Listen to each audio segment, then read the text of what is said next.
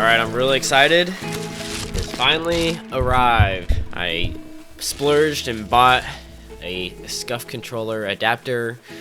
So we'll see how this affects my video game playing abilities, especially in concerns to Rocket League. So why did I decide to go with a Scuff controller adaptation? Well, I just want to be able to, get my hands on there faster, and when it comes to video games, every millisecond really counts. So I'm curious to see how this changes things.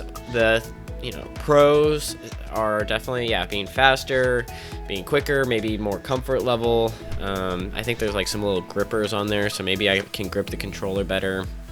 Some of the cons, it will be relearning everything, having to build up those muscle memory, which is crazy that your muscles have their own memory, or maybe it's your brain. I don't know, I'm not a scientist, but hopefully I can adapt pretty quickly. But if not, I think in the long term it might be helpful.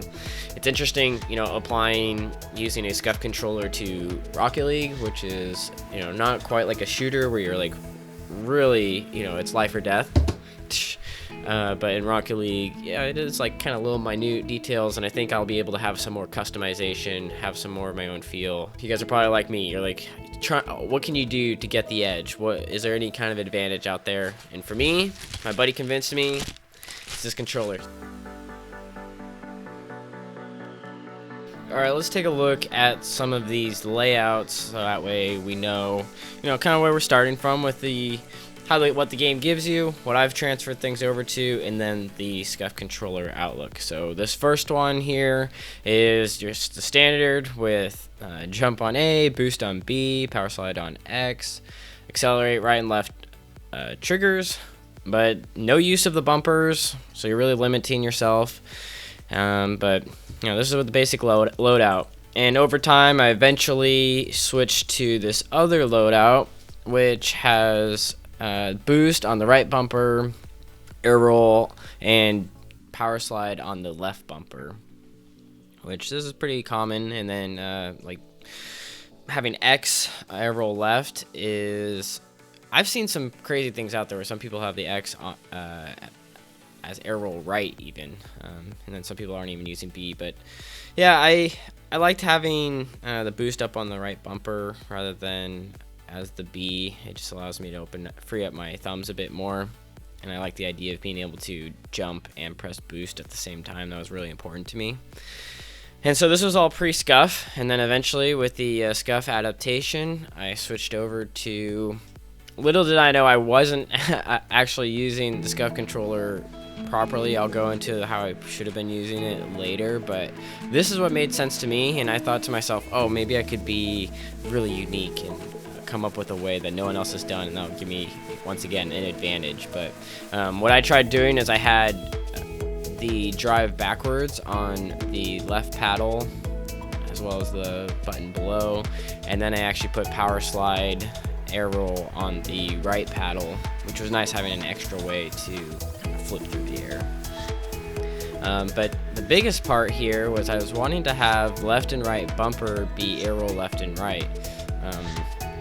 This guy that I was playing with told me that was a really good strategy, and then there's actually a pro Astral who does this, and I got comfortable doing it. It's nice having that control as you're rolling left and right. And then I put boost on B, which I wasn't really as familiar with, and I know it says drive backwards on X, but I didn't wind up really using that. I wound up using the left paddle. And drive forward. And I wanted it to also be really unique, and so I put power slide on the left trigger, power slide and air roll, which actually worked out pretty well. As we'll see, I'll show you guys some of the highlights of my training and the progress I made over the week as I was using this new loadout here. We'll just get into it. But one of the challenges was I didn't really realize how important brake and driving backwards really is in this game. I thought I could get by with power slide and braking every once in a while. And my theory, my philosophy was, oh yeah, maybe I'd play a little bit faster if this is if I don't have access to the brake.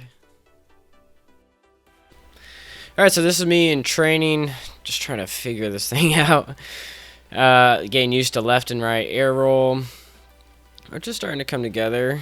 I had to refigure out drift, everything. I don't know if you guys have ever tried to reconfigure your brain, but it can be tricky.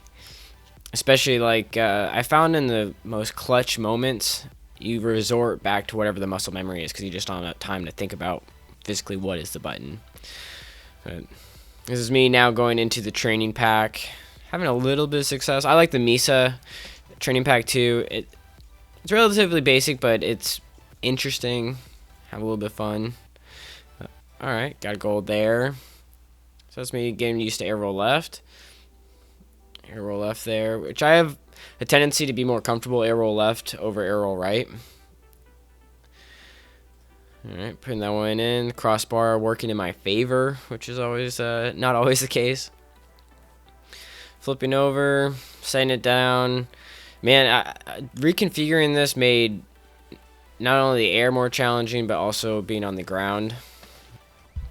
Mainly because I didn't realize that you have to use the brake as much, so that makes a big difference for just gearing up for the shot, getting yourself just stabilized and familiar with, slowing the things down, be able to actually make contact. So that's me getting used to air roll. Upside down, flipping around.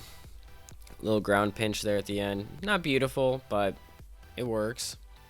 And then I take it to the games. So this is day one of me just trying things out. I was able to get a nice little redirect.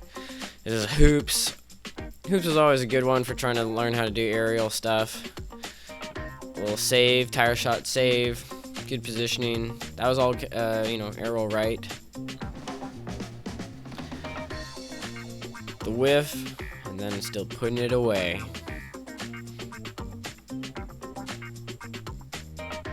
Being able to get kickoffs. I was able to get some really unique kickoffs having the air rolls, which was cool. Here's me getting the boom. A little drive around, 3-2. Teammate helped me score a goal on himself. And a kickoff he didn't approach. 1 second on the clock. 3-5. Boom. I haven't been able to do those double taps like that all the time, but it felt good. Even though I lost the game, I still got a cool goal to show for it. This is me hitting off the ceiling, which I don't have a lot of experience with. This is a lucky second touch, dunk goal. I got this crazy pass to my friend, hitting off the ceiling, back off of myself. 3-4, this is the tie it up. Boom, 4-4. Don't think we wound up winning that one, but we tried our hearts out. Getting past the competition, putting it away. 11-1, that was a bit of a blowout. But just casual. Rotating around, good save, and then I cut ahead. So I was pretty proud of myself here. I'm gonna take that pilot out. Craziest pass I've ever had. My buddy was a little bit newer to the game, didn't put it away. It was a tough pass for or tough to put away for anyone, but I was like, oh, this is one of the greatest passes I've been able to do. Speed flip on the kickoff, goal. Going because of air roll right. Crazy last minute touch save. Again, me trying to take my teammate's goal, but I realized I got a little faster each time with being able to take my teammate's goal. This is me on the left, playing with one of my friends, local. Not always the best, but this is me rotating around and finally landing and pulling it away. That's on the left. Pinch save, trapping it, rotating around, fakes with the air roll right, and still got another touch. There's a few of these that look like pretty basic. That one was just nuts, just jumping off and being able to hit it. Look a little basic, but for me at the time, it was like, oh wow, this like felt really groundbreaking because I was doing an air roll with a button rather than relying. I've always been an L1 kind of person. This is me, day 3, taking it back to training. I was trying to get into wave dashing. Oh yeah, I remember this teammate. Setting it up for him, banking it off the backboard, him putting it away. This is me getting the flicks down. So by day 4, I was kind of just sticking to the ground. A little more comfortable there. really had a hard time being super comfortable, just like doing a double tap up in the air and start to rotate around. Mainly because I kept playing around with using the paddle as A or brake. That one that cut out was one of the craziest goals I've scored, where I fly through the air and then I land on my back and pinched it with the ground over the top of it. Me get more comfortable on the ground. I thought this one was awesome, putting it away 6-5, 14 seconds into overtime. One of the craziest saves I've had, where I didn't wind up scoring an own goal and I was able to just kind of shift in there and block it. And on top of my car. Flip goal. I wish I could do those every time. I don't know if you guys played the NFL. A little fun little game there, but that was one of my goals. I thought it was nice to my goal like on the touchdown. I don't know, is it a touchdown or is it a goal? Bounced up there in the corner. Off the backboard. Boom. And right in front of the guy's face. It was always good. Another flick.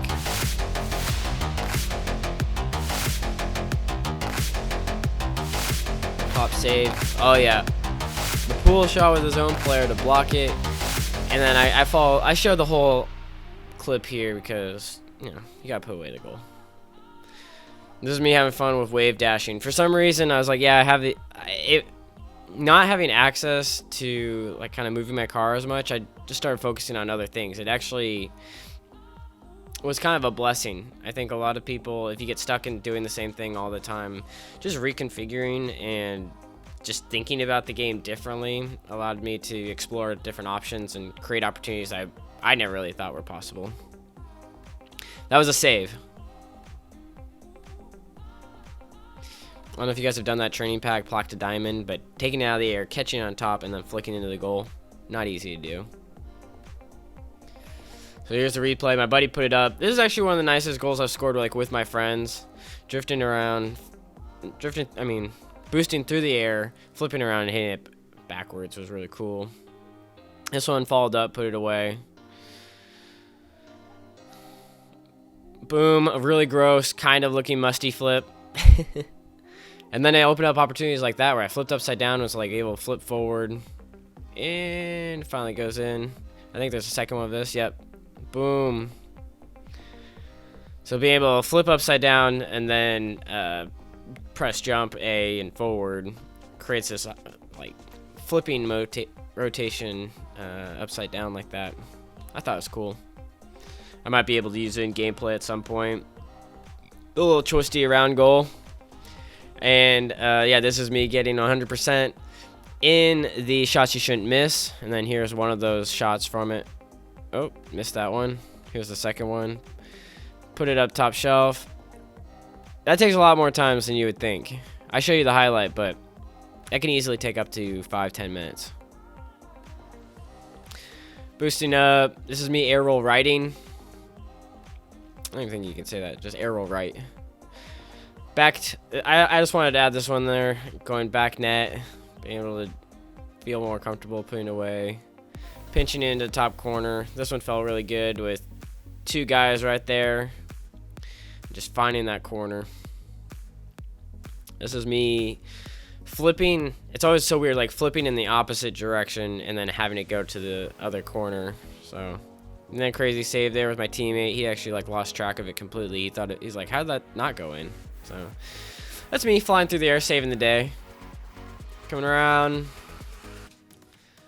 Punching. The reason I showed that one is I just felt really good with the boost. I like flipped through the boost, got the pad, and put the goal away. This is one of the craziest pinches. Thank you for watching all the way to the end. That was one of the craziest pinches I've ever had in a practice drill. So I hope this has been fun for you guys, kind of seeing my progress from day 1 to day 5. And ultimately, I wound up kind of going back to my original controls, and now I'm going to try with like the proper way to have the Scuff control set up. I don't know what I was thinking. I thought I'd be revolutionary, but I'm going to go back to what the original Scuff controls should be, which I'll show those on the screen here now. And as you can see, it gets a little confusing because we're looking at the back of the controller, but boost is on that right paddle, jump is on that left paddle, and then you have the ball focus and arrow roll down below. And this will be kind of the new muscle memory. At this point, it's really just an extra set of buttons, and if I can get that extra button muscle memory, then I think it'll make me that much faster. It's just nice to have that option. And so eventually I wound up just doing some research on all of the pros. So you'll see here, or all the pros that I really think are worth recognizing and looking at. So you can see some iconic ones like Justin, Arsenal, Turbo Pulsa, all those guys in here. And this is their setup. So I thought this might be helpful for people if you're curious. Like if you have a favorite that you want to emulate, or maybe do a slight version of what someone else out there that you really look up to has.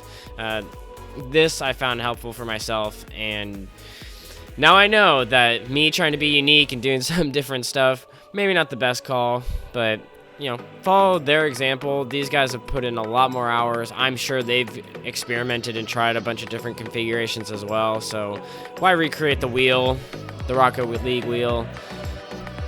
Take advice from these guys and use it to your advantage. So hopefully it was helpful for you guys. I spent a lot of time actually gathering all this data. Alright, so that's it for my paddles Scuff controller journey. It's been a wild week of reconfiguring my brain, making these small adjustments all the time, and now I've actually come full circle and going back to what I was originally doing with a slight variation. So I think that's what it's all about, is figuring out what works for you, and you know, things that work for me. You're a different player, a different person than I am, so things might come faster to you, things might feel more comfortable to you. But what I've learned is maybe add a little twist. Don't go too crazy overboard, because at the end of the day, there's people that are playing at very high levels that their variation isn't that, in my opinion, too crazy or that wild. So take a look at what they have, what I have listed there, and apply it to your own game. Hope this has been helpful for you guys. Until next time, keep playing.